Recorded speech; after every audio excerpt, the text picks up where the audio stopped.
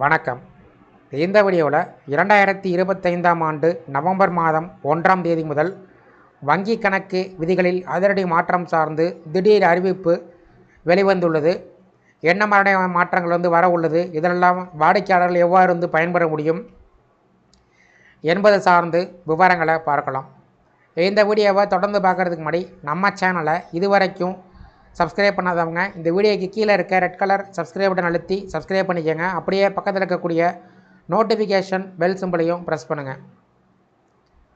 வங்கியில் கணக்கு லாக்கர் வசதியை வைத்திருப்பவர்களுக்கு புதிய விதிமுறைகள் நவம்பர் மாதம் 1ஆம் தேதி முதல் அமலுக்கு வருவதாக தெரிவிக்கப்பட்டுள்ளது.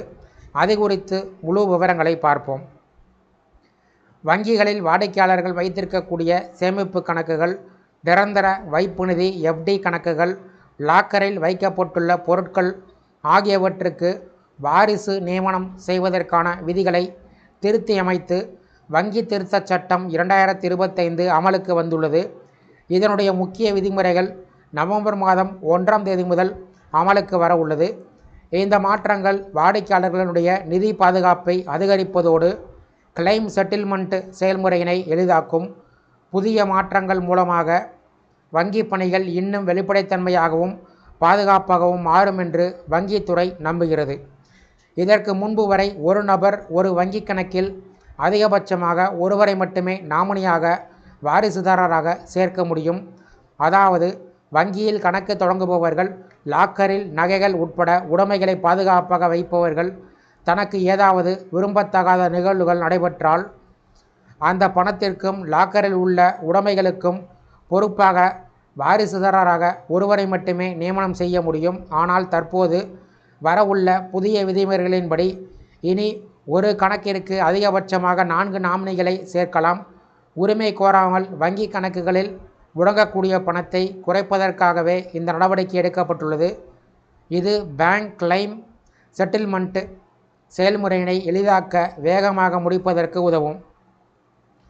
அதாவது வங்கிகளில் கணக்கு பராமரிப்பவர்கள் 10 ஆண்டுகள் அல்லது அதற்கு மேல் பரிவர்த்தனைகளை செய்யவில்லை என்றால் அந்த கணக்கில் டெபாசிட் செய்யப்பட்டுள்ள தொகை ரிசர்வ் வங்கியினுடைய டெபாசிட்டர் கல்வி மற்றும் விழிப்புணர்வு நிதி டெஃப்க்கு தானாகவே மாற்றம் செய்யப்பட்டுவிடும்.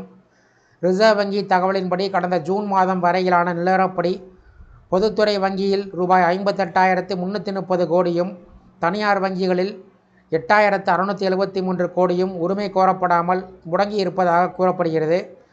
சம்பந்தப்பட்ட வங்கி கணக்குதாரர் மரணமடைந்து அவரால் முன்மொழியப்பட்ட வாரிசுதாரர் நாமினி பணத்திற்கு உரிமை கோராததுதான் இதற்கு பிரதான காரணமாக கருதப்படுகிறது. புதிய விதிமுறையின்படி வங்கி கணக்கு பராமரிப்பவர்கள் மற்றும் லாக்கர் வசதியை பயன்படுத்துபவர்கள் தாங்கள் விரும்பக்கூடிய 4 பேரை வாரிசுதாரராக நியமித்து அவர்களின் மொபைல் எண் மற்றும் மின்னஞ்சல் ஐடியையும் வங்கியில் பதிவு செய்ய வேண்டும். 4 பேரை நாமினியாக நியமிக்கும் போது ஒவ்வொரு நாமினிக்கும் உரிமை பங்கு அல்லது சதவீதத்தை அதில் குறிப்பிட வேண்டும். இந்த புதிய விதிமுறைகள் நடைமுறைக்கு வந்தால் வாடிக்கையாளர்கள் தங்கள் விருப்பத்திற்கு ஏற்ப வாரிசுகளை நியமனம் செய்ய அதிக சுதந்திரம் கிடைக்கிறது. இதன் மூலம் வாரிசுதாரர் உரிமை கோருவதற்கான சிக்கல்கள் தவிர்க்கப்பட்டு அவர்களுக்கு உரிய பணம் அல்லது பொருட்கள் சிக்கலின்றி விரைவாக கிடைப்பது உறுதி செய்யப்படும். இதன் மூலம் உரிமை கோரப்படாத பணம், நகை உட்பட உடைமைகளை கணிசமாக குறையும். புதிய விதியினை அமல்படுத்த தேவையான நடவடிக்கையை எடுக்குமாறு ரிசர்வ் வங்கி அனைத்து வங்கிகளுக்கும் உத்தரவிட்டிருக்கிறது.